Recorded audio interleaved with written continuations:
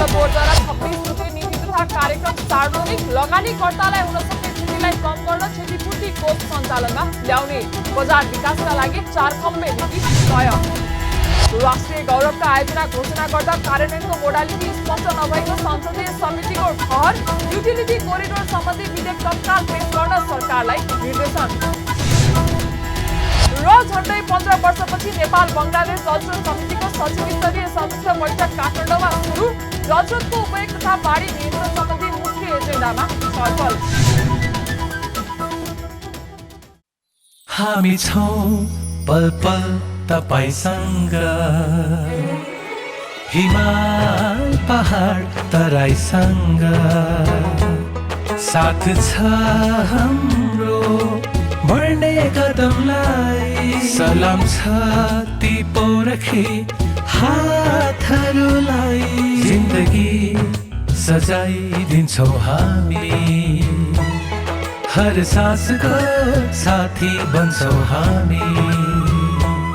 सुरक्षा अनि समृद्धि प्राण छ हाम्रो, हर आफू पनि बचौं, अरूलाई पनि बचाऊ। आजै नेपाल लाइफमा जीवन बिमा गरौँ। हामी हौ नेपाल लाइफ। नेपाल लाइफ, किनकि जीवन अमूल्य छ।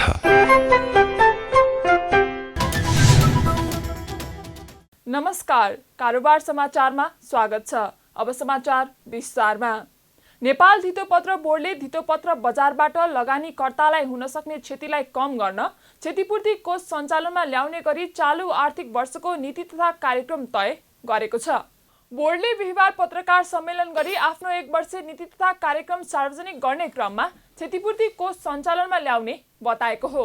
बोर्डका अध्यक्ष रमेश कुमार हमालले धितोपत्र बजारका लगानीकर्ताहरूलाई हुन सक्ने सम्भावित क्षतिबाट जोगाउन क्षतिपूर्ति कोष सञ्चालनमा ल्याउनका लागि क्षतिपूर्ति कोष सम्बन्धी नियमावली तर्जुमा गरी लागू गर्ने बताउनुभयो। उहाँले संस्थागत तथा नियमन क्षमता अभिवृद्धि गर्ने, बजारको सन्तुलन तथा विस्तार गर्ने, बजार पारदर्शिता तथा मेरिट बेस प्रणालीको विकास गर्ने र नियमन निकायको वाचडग एजेन्सी भूमिका सशक्तिकरण गर्ने बोर्डको 4 खम्बे नीति रहेको पनि बताउनुभयो। धितोपत्र बजारका लगानीकर्ताहरूलाई हुन सक्ने सम्भावित क्षतिबाट जोगाउन क्षतिपूर्ति कोष सञ्चालनमा ल्याउनको लागि क्षतिपूर्ति कोष सम्बन्धी नियमहरू तर्जुमा गरी लागू गरिएको छ। 21 धितोपत्र व्यवसायीहरूको लागि संस्थागत सुशासन सम्बन्धी निर्देशिका तर्जुमा गरी लागू गरिएको छ। अब हामीले हाम्रा नीति कार्यक्रम र हाम्रा प्रायोरिटीहरूलाई एउटा 4वटा खम्बा, यसलाई जसलाई हामीले 4 पिलर भन्ने एउटा किसिमको चाहिँ एउटा भनिएका छौँ। हामी 4 पिलर्सको अन्तर्गतमा काम गरिरहेका छौँ। यसले हाम्रा 4वटा चाहिँ हाम्रा सुधार र विकास र सन्तुलन गर्ने विषयमा चाहिँ हाम्रो फोकस के हो भनेको देखाउँछौँ। यो 4वटा पिलरमा चाहिँ हाम्रो पहिलो पिलर भनेको चाहिँ संस्थागत र नियमन क्षमता अभिवृद्धि, दोस्रोमा चाहिँ बजारको सन्तुलन तथा विस्तारमा प्रोडक्ट र सेक्टरल डाइभर्सिफिकेसन, तेस्रोमा नियमन निकायको वाचडग एजेन्सी सम्बन्धी भूमिकामा सशक्तिकरण, चौथो सबभन्दा महत्त्वपूर्ण जसले चाहिँ त्यो आउटपुट ड्रिभन छ, बजारको पारदर्शिता तथा मेरिट बेस प्रणालीको विकास। सार्वजनिक निष्कासनमा स्वच्छ तथा पारदर्शी प्रणाली लागू गरी ठुला युटिलिटी कम्पनीहरूलाई र व्यावसायिक रूपमा सफल तथा स्थापित अन्य कम्पनीहरूलाई धितोपत्र बजारमा सूचीकरण गराई सोमा सर्वसाधारणको स्वामित्व बढाउन साथै बजार विस्तार तथा क्षेत्रगत सन्तुलन मिलाउने। बोर्डले चालु आर्थिक वर्षको बजेट वक्तव्यमा व्यवस्था भए अनुसार 1 अर्ब रुपैयाँ वा सोभन्दा बढी पुँजी वा 5 अर्ब रुपैयाँ भन्दा बढीको कारोबार गर्ने कम्पनी, प्राकृतिक स्रोतहरूको उपयोग गर्ने कम्पनी तथा राज्यबाट अनुदान सहुलियत वा कर छुट प्राप्त गर्ने पब्लिक कम्पनीहरूलाई धितोपत्रको सार्वजनिक निष्कासन गरी सूचीकृत हुनुपर्ने व्यवस्था गर्न कम्पनी ऐन 2063 मा सुधार गर्ने नीति पनि लिएको छ। यस्तै वास्तविक क्षेत्र तथा अन्य क्षेत्रका कम्पनीहरूलाई धितोपत्र बजारमा सूचीकृत गर्न आवश्यक नीति, कार्यविधि तथा प्राविधिक व्यवस्था गर्ने पनि उल्लेख गरेको छ।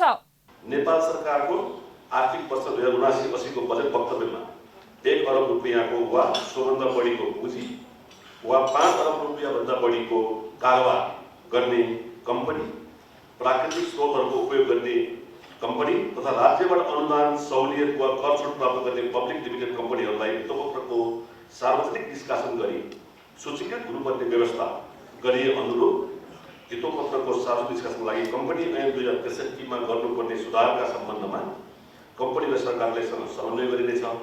साथै कम्पनी कानुनमा भएको सुधार अनुरूप हुने गरी भित्तोपत्र सम्बन्धी कानुनमा समेत सुधार गरिनेछ।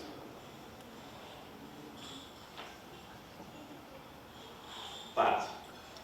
वास्तविक क्षेत्र तथा अन्य क्षेत्रका कम्पनीहरूलाई भित्तोपत्र बजारमा सूचीकृत गर्नका लागि आवश्यक हुने नीति, कार्यविधि तथा प्रविधिको व्यवस्था मिलाइनेछ।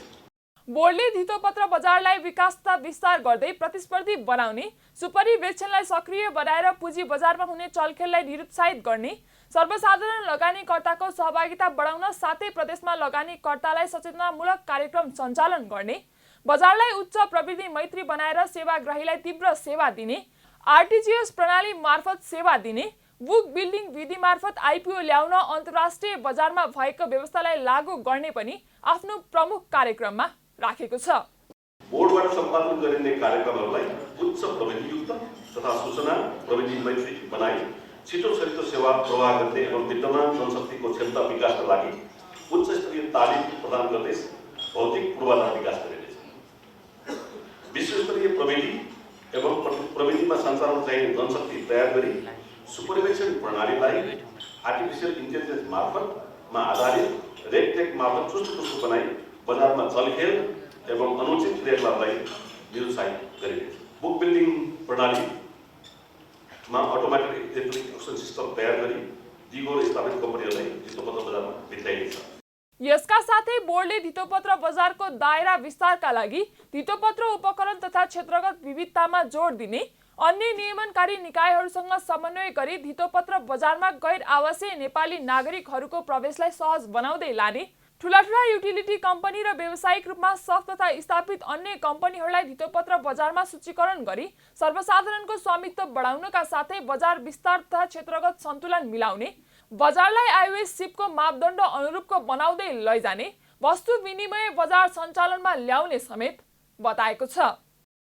साताको 5औं दिन शेयर बजारमा दोहोरो अङ्कको हरियाली छाउँदा कारोबार रकम समेत करिब 5 अर्ब रुपैयाँ बराबरको भएको छ।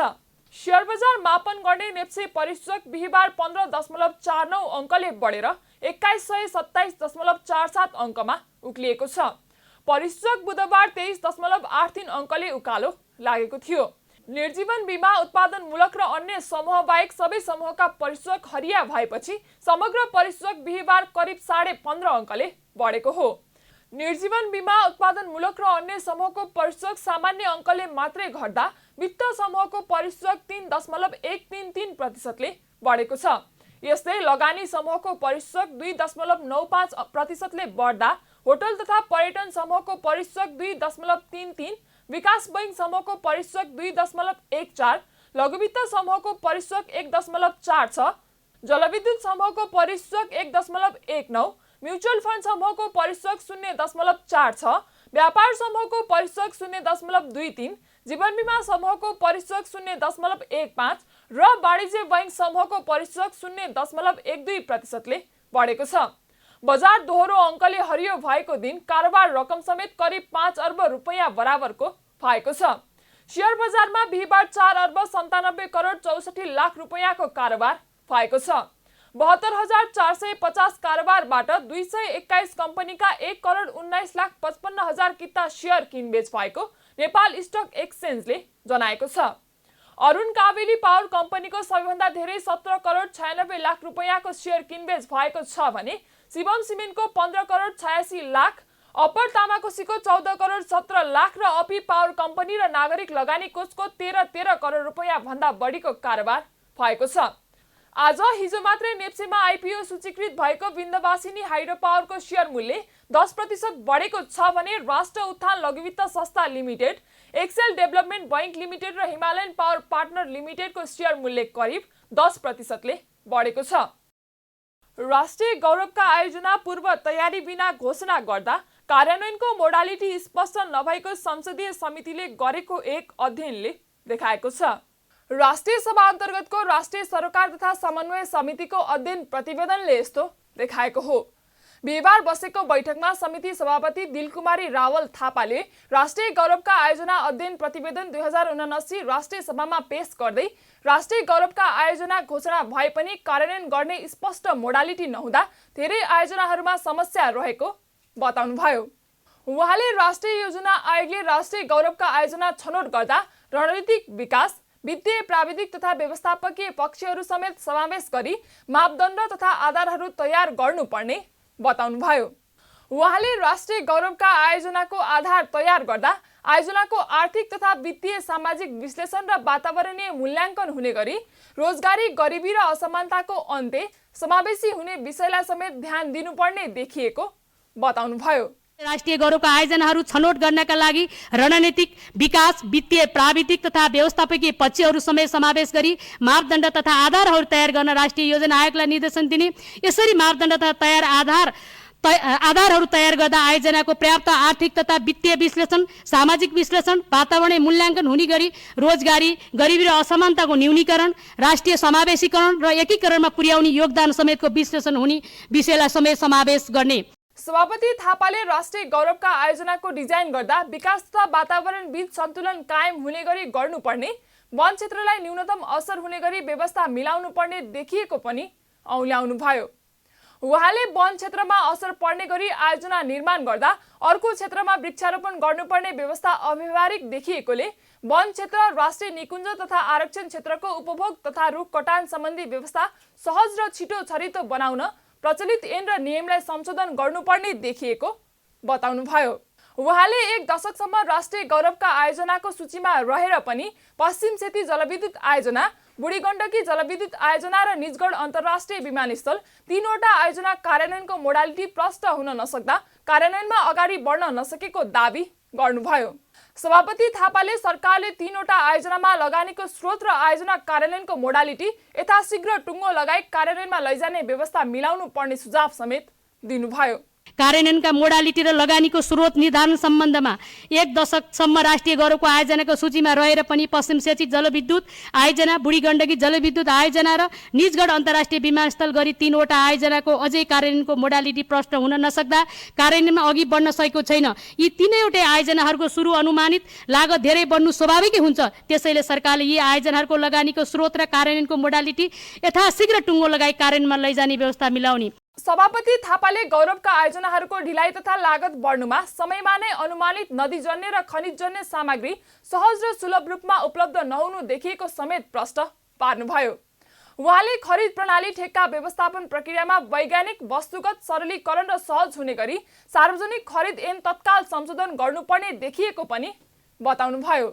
उहाँले राष्ट्रिय गौरवका आयोजना सम्बन्धी अदालतमा गएका विवादलाई अन्य मुद्दाहरूको भन्दा पहिलो प्राथमिकता पाउने गरी कार्यविधि निर्धारण गर्नुपर्ने, साउन महिनादेखि जिल्ला दर रेट तय गर्ने र पहिलो त्रैमासिक समयभित्रै सबै प्रक्रिया ठेक्का अगाडि बढाई बाँकी अवधिमा निर्माण कार्यमा लाग्ने व्यवस्था मिलाउनु पर्ने, वैदेशिक लगानीका आयोजनाहरूमा पनि नेपालको लेखा प्रणाली अवलम्बन हुने पद्धति लागू गर्नुपर्ने र आयोजना निर्माण भएको कम्तीमा 5 वर्षसम्म निर्माण कम्पनीले जिम्मा लिनुपर्ने व्यवस्था मिलाउनु पर्ने पनि प्रतिवेदनमा उल्लेख गर्नुभएको छ।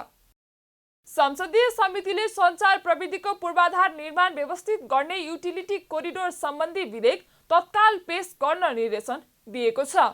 बिहिबार प्रतिनिधि सभा अन्तर्गतको विकास तथा प्रविधि समितिले नेपाल टेलिकमको सेवा गुणस्तर र ग्रामीण दूरसञ्चार विकास कोष कार्यान्वयनको अवस्थाको बारेमा सञ्चार तथा सूचना प्रविधिसँग गरेको छलफलले यस्तो निर्देशन दिएको हो। छलफलपछि समिति सभापति कल्याणी कुमारी खड्काले आम नागरिकलाई अपरिहार्य भइसकेको सञ्चार सम्बन्धी सेवाहरू सुरक्षित रूपमा विस्तार गर्ने, खानेपानी, ढल, विद्युत र सडक विस्तारका कार्यले सञ्चार प्रविधि सम्बन्धी भूमिगत उपकरणहरूमा क्षति रोक्नको लागि सरकारले तत्काल युटिलिटी कोरिडोर सम्बन्धी विधेयक तत्काल पेश गर्नुपर्ने बताउनुभयो। उहाँले नेपाल टेलिकमको सेवा विस्तार गर्न, गुणस्तरमा सुधार ल्याउन टेलिकमको बीटीएस टावर पनि सँगसँगै उपयुक्त स्थानमा जडान गर्दै जानुपर्ने जरुरी रहेको बताउनुभयो। सभापति खड्काले सरकारका विभिन्न निकायहरूबाट निर्माण गरिने भवनहरूमा नै बीटीएस टावरहरू जडान गर्न मिल्ने गरी आवश्यक मापदण्ड बनाई कार्यान्वयनमा सहजीकरण गर्ने व्यवस्था मिलाउन सरकारलाई निर्देशन दिनुभयो। उहाँले नेपाल टेलिकम सेवा प्रभावकारी, गुणस्तरीय र आम नागरिकको आवश्यकता अनुरूपको बनाउन टेलिकम 228 वटा टावर मार्फत 4G सेवा विस्तार गर्ने चालू आर्थिक वर्षको कार्ययोजना 15 दिनभित्र तयार पारी समितिमा पेश गर्न सञ्चार तथा सूचना प्रविधि मन्त्रालयलाई निर्देशन दिनुभयो। नेपाल टेलिकमको सेवा प्रभावकारी र गुणस्तरीय र आम नागरिकको आवश्यकता अनुरूपको बनाउने गरी गत आउमा नै स्पष्ट योजना 30 दिनभित्र निर्माण गरेर गत आउमा नै नेपाल टेलिकमका 228 वटा टावर मार्फत 24 4G सेवा विस्तार गर्ने कार्ययोजना 15 दिनभित्र निर्माण गरी समिति समक्ष पेश गर्न समितिको मिति 78/9/19 गतेको बैठकबाट निर्देश भएको थियो। उक्त निर्देशनको सम्बन्धमा के कस्तो आयोजना मन्त्रालयबाट बनाइयो समितिलाई पुनः जानकारी गराउन साथै पूर्व निर्देशन भए अनुसार बमोजिम चालू आवको कार्ययोजना 15 दिनभित्र तयार गरी समितिमा पेश गर्न समिति नेपाल सरकार सञ्चार तथा सूचना प्रविधि मन्त्रालय निर्देश गर्दछ। सभापति खड्काले सञ्चार तथा सूचना प्रविधि मन्त्रालयको योजनामा रहेका तर निर्माण कार्य प्रारम्भ नभएका बजेट अनुसार टावर निर्माणका कार्यहरू सञ्चालनमा नभएको, निर्माण भएर पनि निर्धारित गुणस्तरयुक्त नभएको विषय लगायतका समस्याहरूको अध्ययन गरेर तत्काल समस्या समाधान गर्ने गरी प्रतिवेदन पेश गर्न आवश्यक व्यवस्था मिलाउन पनि सञ्चार तथा सूचना प्रविधि मन्त्रालयलाई निर्देशन दिनुभयो। उहाँले नेपाल दूरसञ्चार विकास कोषबाट सञ्चालित इन्टरनेट सेवा विस्तारका कार्यहरू लक्ष्य तथा अपेक्षा अनुसार नभएको भन्दै इन्टरनेट सेवा गुणस्तरयुक्त बनाई छिटो छरितो रूपमा सेवा विस्तार गर्न चालू आर्थिक वर्षको स्पष्ट कार्ययोजना 15 दिनभित्र पेश गर्न सञ्चार तथा सूचना प्रविधि मन्त्रालयलाई निर्देशन दिनुभयो। ओखलढुङ्गा सिन्धुली जिल्लालाई जोड्ने नवलपुरको पक्की पुलको निर्माण सम्पन्न भएसँगै स्थानीयहरू खुसी भएका छन्। पुलको सबै काम सम्पन्न भइसकेको र आगामी साउन 20 गतेभित्र उद्घाटन गर्ने स्थानीय जनप्रतिनिधिहरूको भनाइ छ। करिब 23 करोड लागतमा बनेको पुल 200 मिटर लामो छ। पुलमा 5 वटा स्पानहरू रहेका छन् भने पुलको चौडाइ 11 मिटरको छ। 2 वटा ठूला सवारी साधन सहज रूपमा पार गर्न सक्नेछन्। निरीक्षणपछि सञ्चारकर्मीहरूसँग बोल्दै भौतिक पूर्वाधार तथा यातायात मन्त्रालय अन्तर्गतको पुल सेक्टरका आयोजना प्रमुख केदार नेपालले यो पुल विक्रम सम्वत 2073 को असार अन्तिममा सुरु भएको र 2076 सम्म नै सकिसक्नु पर्ने भए पनि कोरोना महामारीको कारण काम केही ढिला गरी सकिएको बताउनुभयो। उहाँले पुल सम्पन्न भइसकेको र यातायात सञ्चालनको अन्तिम चरणमा रहेको बताउनुभयो। उहाँले पुल निर्माण गर्न कुल 24 करोड रुपैयाँ लागेको बताउनुभयो। उहाँले यसले सिन्धुली, रामेछाप र ओखलढुङ्गा जिल्लालाई जोड्ने र यो स्थानको मुहार फेरेको बताउनुभयो। यो निर्माण स्थलमा यो सुनकोशी नदीको नवलपुर भन्ने ठाउँमा, नवलपुर घाट भन्ने ठाउँमा चाहिँ अहिले निर्माणाधीन पुल हो। ल यो पुल अहिले सम्पन्न भएको छ। वास्तवमा यो 2073 सालको असारको अन्तिममा सुरु भएको पुल हो। 73, 74, 75देखि सुरु भएर यो 76सम्म 3 वर्षमा बनिसक्नु पर्ने पुल थियो। तर विश्वव्यापी कोभिड महामारीले गर्दा यो पुल पनि प्रभावित हुन गयो। निर्माण कार्यहरू एकदम सुस्त पनि भयो र त्यसमा प्लस अर्को गत वर्षै सम्पन्न हुनुपर्ने पुल यो बाढीको कारणले चाहिँ पुलको सुपर स्ट्रक्चर चाहिँ कोल्याप्स भएर फेरि निर्माण व्यवसायले यो वर्ष अर्को निर्माण गरेर अहिले सम्पन्न लगभग यातायात सञ्चालनको अन्तिम चरणमा छ भने पुल चाहिँ सम्पन्न भइसकेको स्थिति छ। यो पुल यो बेलामा सम्झौता हुँदा विभागीय अनुसार 31 करोड बजेटमा निर्माण व्यवसायले 24 करोडको सम्झौता गरेको र त्यही 24 करोड भित्रै नै यो पुल सम्पन्न भएको छ। को एउटा स्ट्राटेजिक महत्त्व भनेको यो सिन्धुली जिल्ला, रामेछाप जिल्ला र यो पूर्वपट्टि हाम्रो ओखलढुङ्गा जिल्ला, यो 3टा जिल्लाको चाहिँ त्रिवेणीमा यो पुल निर्माण भएको छ।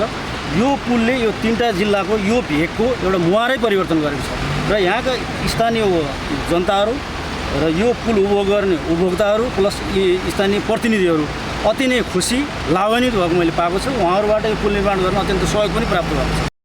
त्यस्तै पूर्व सांसद एवं नेपाली कांग्रेसका केन्द्रीय सदस्य रामहरि खतिवडाले ओखलढुङ्गा, सोलुखुम्बु, खोटाङ लगायतका जिल्लामा पहाड तराई जोड्ने पक्की पुल आफू सांसद हुँदा नभएकोले पूर्वाधार विकासमा पहिलो जोड दिएको बताउनुभयो। उहाँले यो पुल निर्माणपछि काठमाडौँसँग जोडिन ओखलढुङ्गा, सोलुखुम्बु, खोटाङका नागरिकलाई सहज र छिटो हुने बताउनुभयो। उहाँले पक्की पुल निर्माणसँगै नजिकका जिल्लामा पर्यटकीय स्थलको सम्भावना बढ्ने बताउनुभयो। म 2070 सालमा सांसद हुने बित्तिकै ओखलढुङ्गा जिल्लामा यो सुनकोशी पुलमा ओखलढुङ्गा जोड्ने कनेक्सन गर्ने एउटा पनि पुल थिएन। हामी ओखलढुङ्गा, सोलु, खोटाङ, रामेछापको पश्चिम पूर्वी भेग, सोलुको पश्चिमी भेगसँग कुनै पनि हाम्रो पहाड र तराई र काठमाडौँ उपत्यका जोड्ने माध्यम थिएन। पहिलो हामीले सुनकोसीको तल एउटा पुल निर्माण गऱ्यौँ हर्कपुरमा।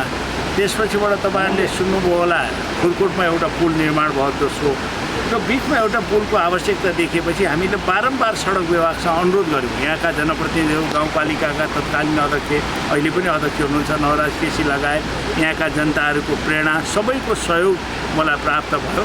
अनि हाम्रा जिल्लाका पार्टीका साथीहरू, अन्य पार्टीका साथीहरू, सबै जनताहरूको राय लिँदाखेरि यो ठाउँमा पुल बन्नुपर्छ। यसले ओखलढुङ्गा मात्र होइन, तराई, रामेछाप, सिन्धुली, उदयपुर या नजिकै, अनि त्यसपछि यहाँबाट दोलखा जानलाई, शुद्ध सोलु जानलाई, र यो झन्डै 3 लाख जनसङ्ख्या यहाँको यो पुलले बेनिफिट लिन्छ। त्यस्तै पुल बनेपछि स्थानीय जनप्रतिनिधि र स्थानीय वासीहरू खुसी भएका छन्। पुल निर्माण नहुँदा डुङ्गाबाट नै आवत जावत हुने गरेको, जसले विभिन्न दुर्घटनाहरू निम्तिने गरेकोले अब यी समस्याबाट छुटकारा मिल्ने स्थानीयहरूको भनाइ छ। साथै सामान ओसार पोसारका लागि पनि सहज हुने बताए। उनीहरूले किसानको लागि पनि पुलले धेरै सहयोग पुग्ने विश्वास लिएको बताए। किसानहरूले उत्पादन गरेका खाद्य सामग्रीको बजारीकरणमा यसले महत्त्वपूर्ण भूमिका खेल्ने बताए। यो पुल भएको कारणले गर्दा हामीलाई मधेस पनि छोटो भयो, काठमाडौँसम्म लान पनि सजिलो भयो। त्यस कारणले गर्दाखेरि यहाँ डेली काम गर्नेहरू, किसानहरूलाई पनि, र जसले तपाईँको आफ्नो बालीमा उत्पादन गरेको छ आफ्नो बारीमा, ती चिजहरू बेच्नलाई पनि तपाईँको चाहिँ सहज वातावरण बनेको छ। यो पुल निर्माण भइसके पछाडि यहाँको नागरिकको जीविकोपार्जनमा सुधार हुन्छ। हामीले यहाँदेखि हाम्रो राजधानीसम्म पुग्नको निम्ति, प्रदेशसम्म पुग्नको निम्ति 4.5 घन्टामा चाहिँ यो पुल निर्माण भइसकेपछि अगाडि बढ्न सकिन्छ।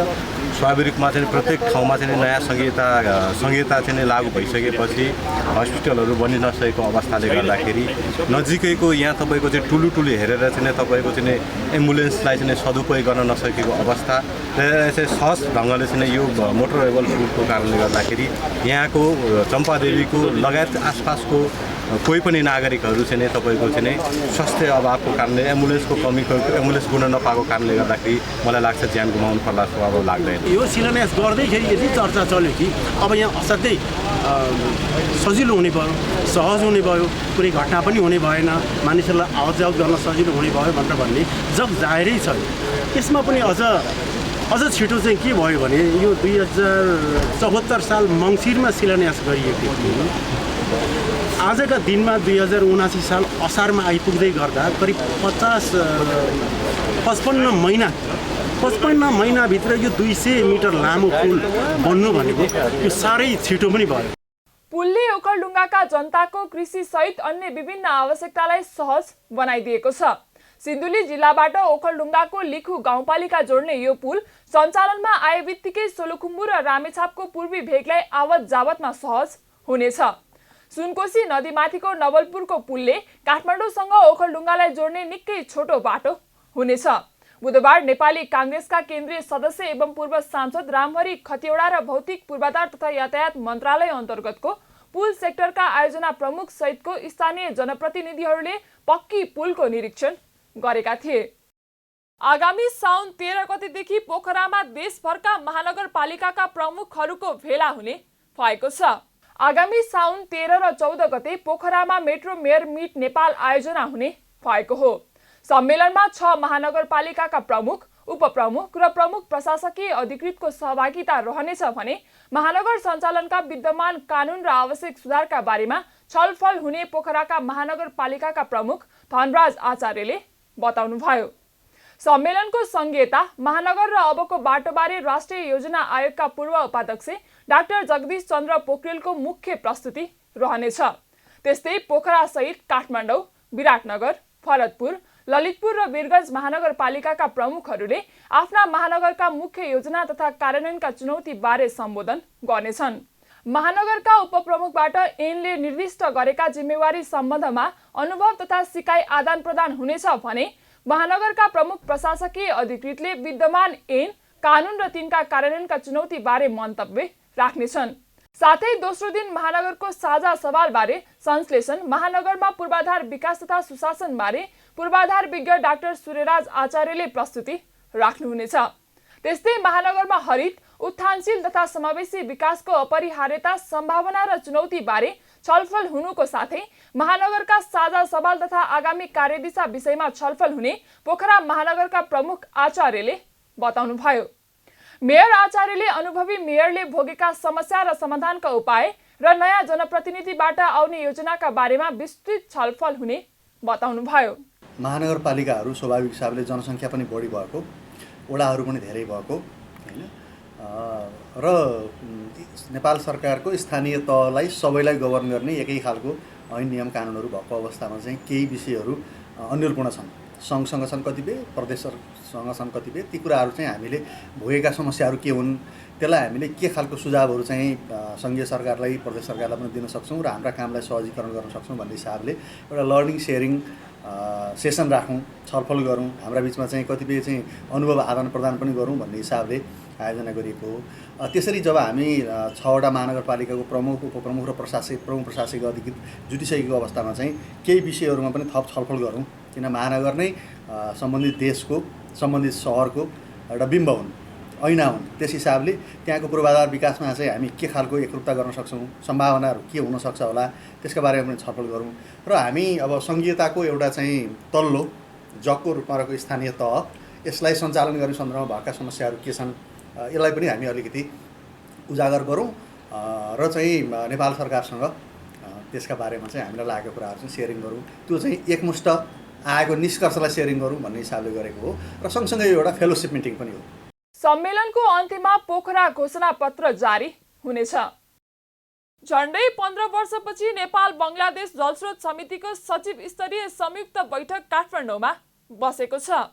बिहिबार काठमाडौँमा दुवै देशबाट विज्ञ समूह सम्मिलित जलस्रोत समितिको सचिव स्तरीय संयुक्त बैठक बसेको हो।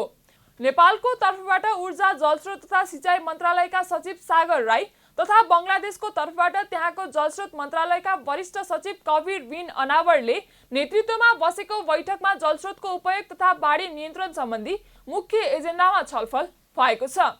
त्यस्तै जलस्रोत देशको विकास, जलवायु परिवर्तनको मुद्दा, जलस्रोतको अध्ययन र अनुसन्धान, बाढी नियन्त्रण एवं जल तथा मौसम सम्बन्धी तथ्याङ्कहरूको आदान प्रदानका विषयमा पनि छलफल हुनेछ। 14.5 वर्षपछि दुई देशबीच जलस्रोतका मुद्दाबारे छलफल गर्न बसेको बैठकमा नेपालको तर्फबाट डाक्टर श्रेष्ठ सहित विद्युत विकास विभागका महानिर्देशक सन्दीप देव, जल तथा मौसम विज्ञान विभागका महानिर्देशक कमलराम जोशी, जलस्रोत तथा सिँचाइ विभागका महानिर्देशक सुशील चन्द्र आचार्य लगायत पनि सहभागिता रहेको थियो।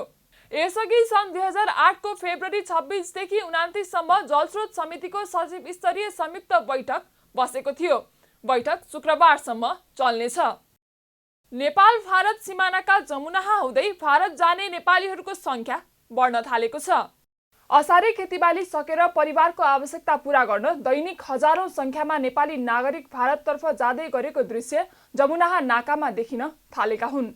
धान रोपाई गरेर नेपालीहरू आय आर्जनका लागि दैनिक सयौंको संख्यामा भारत जाने गरेका छन्।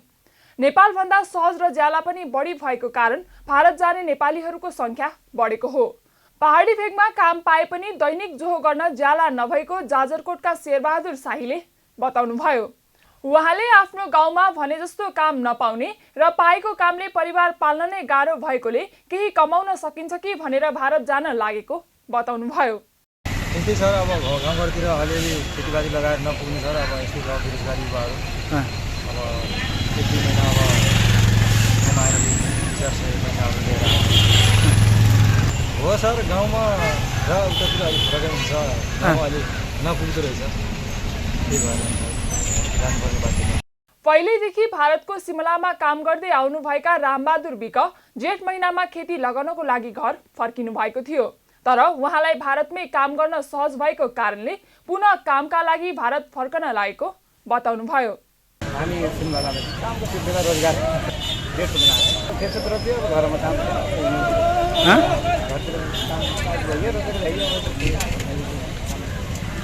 भारतमा आफूले गरेको काम अनुसार पारिश्रमिक पाउने भएका कारण भारत रोजगारीका लागि जान लागेको कालीकोटका नागरिकले बताउनुभयो।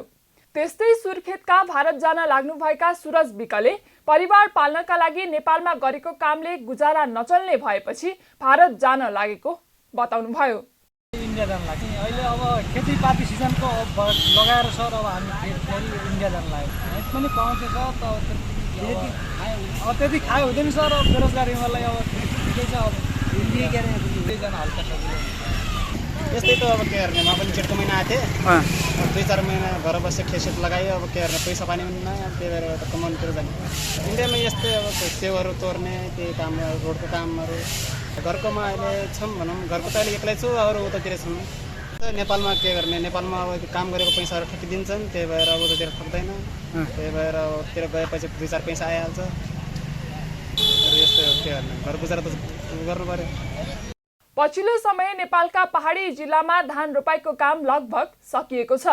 भारतमा रोजगारीका लागि पुगेका नेपालीहरू वर्षायामको काम गर्न स्वदेश फर्किए पनि अब बिस्तारै पुनः रोजगारीका लागि भारत नै जान लागेका हुन्। सुदूरपश्चिमका नेपाल भारत सीमा नाकामा धेरै श्रमिकहरू भारत जाने गरेको पछिल्लो तथ्याङ्कले समेत देखाएको छ। प्रधानमन्त्री शेरबहादुर देउवाले कोभिड महामारी पूर्ण रूपमा नियन्त्रण गर्नुपर्नेमा जोड दिनुभएको छ। केही समयता मत्थर हुँदै गएको कोभिड महामारी पुनः फैलदै जाने खतरा देखिएको उल्लेख गर्दै प्रधानमन्त्री देउवाले त्यसलाई पूर्ण रूपमा नियन्त्रण गर्नुपर्ने खाँचो रहेको बताउनु भएको हो। वीर अस्पतालको 133औं वार्षिकोत्सवको अवसर पारेर बिहिबार काठमाडौँमा आयोजित कार्यक्रममा उहाँले भविष्यमा आउन सक्ने विभिन्न महामारीहरूको नियन्त्रणका लागि पनि सरकारले आफ्नो सामर्थ्यको विकास गर्नुपर्ने बताउनुभयो। क्यान्सर जस्ता घातक रोगहरूको समयमै सहज ढङ्गले उपचार हुने व्यवस्था मिलाउन पनि सम्बन्धित स्वास्थ्य संस्थाहरूले ध्यान दिने प्रधानमन्त्री देउवाले विश्वास व्यक्त गर्नुभयो। गरी आफ्नो सेवालाई नागरिकको आवश्यकता अनुसार विस्तार गर्दै लागेकोमा मलाई खुसी लागेको छ। केही समय यता मत्थर भएको कोभिड-19 महामारी पुनः बिस्तारै फैलिँदै जाने खतरा देखिएको छ। अझ यसलाई पूर्ण रूपमा नियन्त्रण गर्दै भविष्यमा आउन सक्ने अन्य विविध किसिमका महामारीसँग पनि जुझ्ने सामर्थ्य हामीले विकास गर्नुपर्ने खाँचो छ। साथै क्यान्सर जस्ता घातक रोगका बिरामीलाई सबै सहज उपचार गराउने गरी आवश्यक व्यवस्था मिलाउनु अस्पताल व्यवस्थापनले ध्यान दिने विश्वास लिएको छु। भविष्यमा विश्वको प्रमुख स्वास्थ्य समस्या भनेको सर्ने भन्दा पनि नसर्ने रोगहरू छन् भन्ने विश्व स्वास्थ्य सङ्गठनले पूर्वानुमान गरेको छ। प्रधानमन्त्री देउवाले सर्वसाधारण नागरिकलाई स्वास्थ्य सेवा सर्वसुलभ ढङ्गले उपलब्ध गराउन सरकार कटिबद्ध रहेको पनि बताउनुभयो। स्वास्थ्य सेवालाई नागरिकको मौलिक हकको रूपमा संविधानमै व्यवस्था गरेको स्पष्ट पार्दै उहाँले सरकारले त्यसका लागि आवश्यक बजेटको व्यवस्था समेत गरेको जिकिर गर्नुभयो। स्वास्थ्य सेवा नागरिकको आधारभूत आवश्यकताको विषय हो। नेपालको संविधानले स्वास्थ्यको हकलाई मौलिक हक अन्तर्गत समावेश गरी प्रत्येक नागरिकलाई आधारभूत स्वास्थ्य सेवा सुनिश्चित गरेको छ। तसर्थ नेपाल सरकार सर्वसाधारण नागरिकलाई आधारभूत स्वास्थ्य सेवा सर्वसुलभ ढङ्गले उपलब्ध गराउन कटिबद्ध छ। तदनुसार स्वास्थ्य क्षेत्रको विकासका लागि सरकारले प्राथमिकताका साथ बजेट छुट्याई यस क्षेत्रमा भौतिक संरचनाको निर्माण तथा मानवीय जनशक्तिको विकास लगायतका कार्यका लागि विभिन्न कार्यक्रमहरू कार्यान्वयनमा ल्याएको छ। कार्यक्रममा प्रधानमन्त्री तथा मन्त्री परिषद कार्यालयका राज्य मन्त्री उमेश श्रेष्ठले क्यान्सर जस्ता घातक रोगका लागि सहज ढङ्गले उपचार गराउन सरकारले बजेटको व्यवस्था गरे पनि त्यसको सदुपयोग गर्न नसकेको भन्दै वीर अस्पताल व्यवस्थापनको आलोचना गर्नुभयो। उहाँले वीर अस्पताल मुलुकको सबैभन्दा जेठो अस्पताल भएको उल्लेख गर्दै स्वास्थ्य क्षेत्रका लागि आवश्यक जनशक्तिको विकासमा ध्यान दिनुपर्ने आवश्यकता पनि औल्याउनुभयो। सेन्ट्रलमा आउने सेन्ट्रलमै धेरै चाप छ। त्यही भएकोले चाहिँ अब प्रदेश र स्थानीय तहको हस्पिटललाई पनि स्ट्रेन्थन गर्न जरुरी जस्तो लाग्छ। र यसको अलावा अब यहाँ कतिपय कुराहरू बजेट सरकारले दिएको छ, जस्तो कि क्यान्सरको पेट स्क्यानदेखि लिएर साइक्लोटनदेखि लिएर एउटा सानो चिजहरूलाई पनि हामीले अहिलेसम्म इन्डियामा पठाउनु पर्छ। बजेट छ, सरकारले बजेट दिएको छ, तर त्यसको पूर्ण सदुपयोग गर्नको लागि म आग्रह गर्न चाहन्छु। अझै यसलाई सुविधा सम्पन्न, अझै यसलाई सेवामूलक कसरी बनाउन सकिन्छ, यहाँका सम्पूर्ण चिकित्सक साथीहरूले काम गर्नुहोस्। यो नमुनाको रूपमा जाओस्। सरकारको ठुलो लगानी छ। अब नर्सिङदेखि मास्टर लेभलको प्रोग्रामहरू, यो न्याम्स भनेको एउटा नेसनल लेभलको एउटा डिग्री अवार्ड गर्ने चाहिँ संस्था हो वीर हस्पिटल भनेको। यता वीर अस्पतालका कार्यवाहक प्रमुख प्रशासकीय अधिकृत डाक्टर भूपेन्द्र कुमार बस्नेतले बिरामीहरूको चापलाई धान्न सक्ने गरी अस्पतालमा आवश्यक जनशक्तिको व्यवस्थापन गरिदिन सरकारसँग माग गर्नुभयो। उहाँले पुराना भौतिक संरचनाहरूको पुनर्निर्माणका लागि अस्पताललाई बजेटको समेत आवश्यकता रहेको बताउनुभयो। बढ्दो बिरामी चाप तथा सेवा विस्तार अनुसार विज्ञ तथा प्राविधिक जनशक्तिको अझै अभाव रहेको छ। त्यसमा पनि नर्सिङ जनशक्तिको अत्यन्तै अभाव रहेको छ। भौतिक पूर्वाधारतर्फ नयाँ भौतिक संरचना निर्माणका लागि पुराना संरचना भत्काई नयाँ भवन निर्माण गर्नुपर्ने, स्टोर भवन सबगृह निर्माण गर्नुपर्ने, नयाँ भवन फर्निचर औषधि औजार तथा उपकरण व्यवस्थापन गर्नुपर्ने र बिरामी पूर्वको लागि एउटा भवनको व्यवस्था गर्नुपर्ने देखिएको छ। कार्यवाहक प्रमुख प्रशासकीय अधिकृत बस्नेतले अस्पतालले बिरामीहरूलाई स्वास्थ्य उपचारमा सकेको योगदान गर्दै आएको पनि बताउनुभयो। गृहमन्त्री बालकृष्ण खाँडले कारागारहरूलाई खुल्ला स्थानमा स्थानान्तरण गरिने प्रतिबद्धता जनाउनु भएको छ। बिहिबार राष्ट्रिय सभाको दोस्रो बैठकमा प्रतिनिधि सभाबाट सन्देशसहित प्राप्त कारागार विधेयक 2079 माथि छलफलका क्रममा उठेको प्रश्नहरूको जवाब दिँदै मन्त्री खाँडले यस्तो बताउनु भएको हो। उहाँले अधिकांश कारागारहरू सहरको मध्यभागमा रहेको भन्दै ती कारागारहरूलाई ठूलो भूभागमा स्थानान्तरण गर्ने तथा नयाँ कारागार निर्माण गर्ने सरकारको योजना रहेको बताउनुभयो। उहाँले कारागारको क्षेत्रफल ठूलो बनाएर कैदी बन्दीहरूलाई कृषि उत्पादनको काममा लगाउन सकियोस् भन्ने सरकारको धारणा रहेको उल्लेख गर्नुभयो। पहिला बस्ती चाहिँ नि पातलो थियो, जनसङ्ख्या पनि हामीहरू कम थियौँ। अहिले जनसङ्ख्याको वृद्धि र माइग्रेसनको चापका साथसाथै सहर बजारमा चाहिँ नि बस्ती बढ्न थाल्यो। सहर बजारको गतिशीलता पनि बढेर जान थाल्यो। त्यस कारणले अधिकांश बन्दीगृहहरू या जेलहरू सहर बजारको मध्यभागमै छन्। जस्तै काठमाडौँको पनि केन्द्रीय कारागार र भद्रकोल मध्यभागमै छ। र जतिखेर नखु जेल बनाइयो त्यो चाहिँ नि सहरको एउटा खेती योग्य जमिनमा थियो नदी किनारमा, त्यो पनि मध्यभाग जस्तो भइसक्यो। त्यसले गर्दा मध्यभागका जेलहरूलाई बाह्य भूभागमा अलि ठुलो भूभागमा स्थानान्तरण गर्ने र नयाँ जेलहरूको निर्माण गर्ने त्यो योजनामा चाहिँ सरकार रहेको छ। किनकि जेलको चाहिँ नि त्यहाँको क्षेत्रफल पनि ठुलो होस्, उनीहरूलाई मनोरञ्जन लगायत कामहरू पनि गर्न सकियोस्, खेलग्रामहरू पनि त्यहाँ राख्न सकियोस्। त्यस्तै कृषि उत्पादनमा तरकारी खेतीमा पनि उनीहरूलाई उपयोग गर्न सकियोस्। विधेयकको सम्बन्धमा छलफलका क्रममा बोल्दै सांसद तुलसा कुमारी दाहालले यौनजन्य हिंसाका अपराधीहरूलाई छुट दिन नहुने बताउनुभयो। उहाँले सुत्केरीहरूलाई 90 दिनसम्म बाहिर बसेर स्याहार गर्ने व्यवस्था गर्नुपर्ने बताउनुभयो। युवाहरूलाई श्रम शिविरमा राखेर श्रम गराउनु पर्नेमा समेत उहाँले जोड दिनुभयो। खास गरी यो यौनजन्य हिंसाका अपराधीहरूलाई छुट दिनु हुँदैन भन्ने कुरा राख्न चाहन्छु। र अर्को, कारागारमा राख्ने बन्दी र अपराधीहरू एकै ठाउँमा चाहिँ थुनामा राख्ने र कारागारमा राख्ने बन्दी चाहिँ एकै ठाउँमा राख्ने गरिएको छ। यो गरिनुहुन्न। कारागारमा रहेका महिलाहरू चाहिँ सुत्केरी भएमा उनीहरूले बाहिर बसेर स्याहार गर्न सक्ने 30 दिनको लागि भनिएको छ। यो 30 दिन होइन, उनीहरूलाई 90 दिन दिनुपर्छ। यो संवेदनशीलताको आधारमा पनि खास गरी विदेशीहरू बाहेक र ज्येष्ठ नागरिकहरू बाहेक युवा उमेरमा रहेकाहरूलाई चाहिँ श्रम शिविरमा बाहिर लिएर आएर उनीहरूलाई श्रममा चाहिँ लगाइनुपर्छ भन्ने लाग्छ। हस्, धन्यवाद। सांसद सुरेश कुमार आले मगरले कारागारलाई सुधार गृहको रूपमा विकास गर्ने कुरा व्यवहारमा लागू हुनुपर्ने बताउनुभयो। उहाँले कारागारभित्र मनोसामाजिक परामर्श आवश्यक भएको उल्लेख गर्नुभयो। कारागारलाई सुधार गृहको रूपमा विकास गर्ने कुरा के नारा मात्र नहोस्, यसलाई व्यवहारमा नै इमान्दारीपूर्वक व्यवहारमा नै चाहिँ के त भन्दाखेरि यसलाई विकास गरियोस्। र के पनि अनुभूति हुन्छ भने जो कारागारमा निश्चित के अरे बन्दी अवधि बिताएर बाहिर आइसकेपछि ती मान्छेहरूले तिनै अपराधहरू तिनै कार्य गरेका हुन्छन्। त्यो किन हुन्छ त? किनभने उनीहरूले दण्ड सजाय त भोगे, त उनीहरूको के त भन्दाखेरि चेतना आएन। त्यसैले उनीहरूलाई एउटा मनोसामाजिक परामर्श, एउटा के त भन्दा परामर्श दिने, काउन्सिलिङ गर्ने कुराको पनि आवश्यकता हुन्थ्यो। सांसद डाक्टर विमला राई पौडेलले कारागारभित्र हुने व्यवहारलाई सुधार गर्नु जरुरी रहेको बताउनु भयो।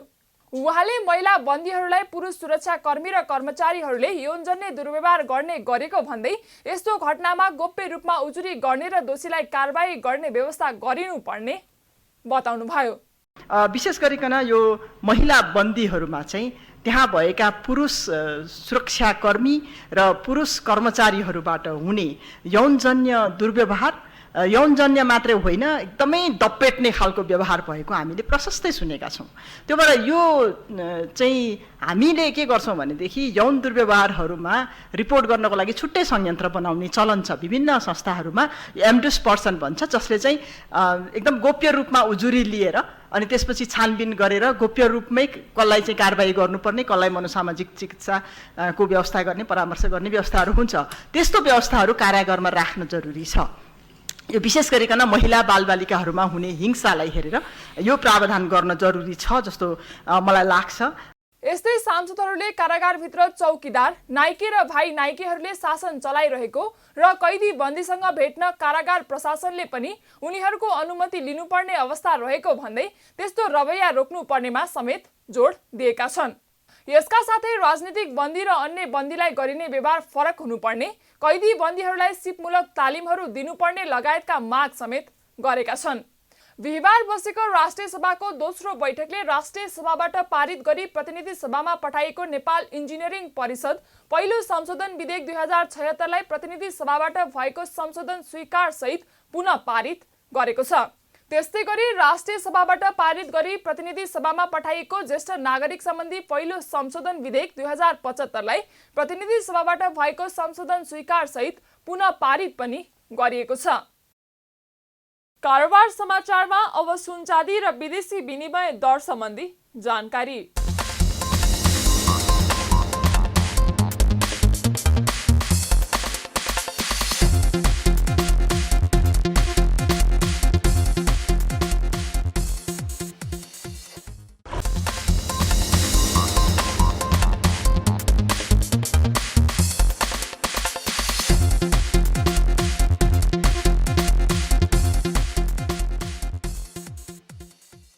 विदा हुनु अघि अहिलेसम्मका प्रमुख समाचार पुनः एकपटक। पत्र बोर्डद्वारा 26 रुपियाँ नीति तथा कार्यक्रम सार्वजनिक, लगानीकर्तालाई हुन सक्ने क्षतिलाई कम गर्न क्षतिपूर्ति कोष सञ्चालनमा ल्याउने, बजार विकासका लागि 4 खम्बे नीति तय। राष्ट्रिय गौरवका आयोजना घोषणा गर्दा कार्यान्वयनको मोडालिटी स्पष्ट नभएको संसदीय समितिको ठहर, युटिलिटी कोरिडोर सम्बन्धी विधेयक तत्काल पेश गर्न सरकारलाई निर्देशन। र झण्डै 15 वर्षपछि नेपाल बङ्गलादेश जलस्रोत समितिको सचिव स्तरीय संयुक्त बैठक काठमाडौँमा सुरु, जलस्रोतको उपयोग तथा बाढी नियन्त्रण सम्बन्धी मुख्य एजेन्डामा छलफल। कारोबार समाचार सकियो, हामीलाई बिदा दिनुहोस्, नमस्ते।